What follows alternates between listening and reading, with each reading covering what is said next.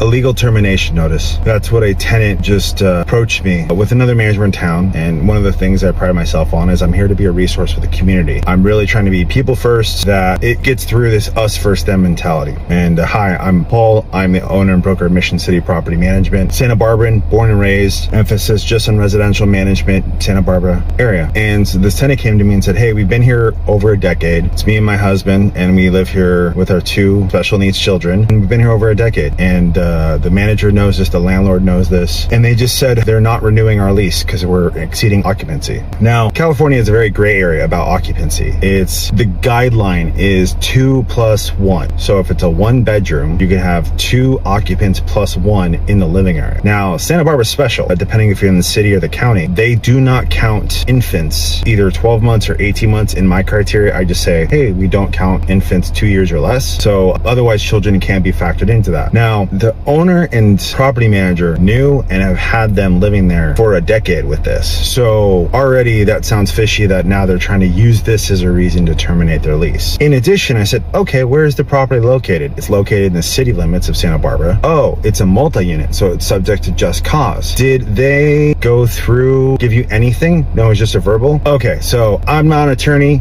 I'm going to give you all the rules and regulations that should have been getting followed by this licensed management company, and you might want to ask for clarification from them. Number 1, any property subject to just cause, which is generally multi-unit buildings, or if you're missing a notice, in the city and the county and Goleta, excluding city of Carpinteria, you have to offer a 1-year lease every year, no matter if it's a long-term tenant, month to month. And if they're not on a 1 year, you have to have a form that you have offered them and they've declined it. So that's part 1 that was missed. 2, they're in a property that is subject to just cause, which means you can't just say, I'm not renewing your lease. You have to have a valid reason and cause to terminate, and then you have to pay displacement. And then displacement's interesting in our area because all of our local communities have added on. So like city of Santa Barbara, it's 2 months rent. County of Santa Barbara, unincorporated, it's 3 times rent. HUD rates, a whole other topic. So they didn't give you a notice in writing. They didn't give you a 1-year lease offer, and they haven't offered you displacement. Yeah, I would just point that out to them, that you haven't received anything in writing and you'd like clarity. And they felt relieved. And I said, again, this isn't legal advice, but at this point I would decline their offer, their notice to move out, keep paying rent in reference. And I gave them the civil codes. Here's the code for the city ordinances, here's the state ordinances, and this is your understanding. And not being contentious or threatening things, but it sounds like they made an error. And by the way, again, this was processed by a licensed manager. So when a lot of people say, oh, I have a property manager and I'm paying 3 or 4%, I can guarantee they're not staying on top of all this stuff. Like and follow if you like this and want to hear more about community and property management updates.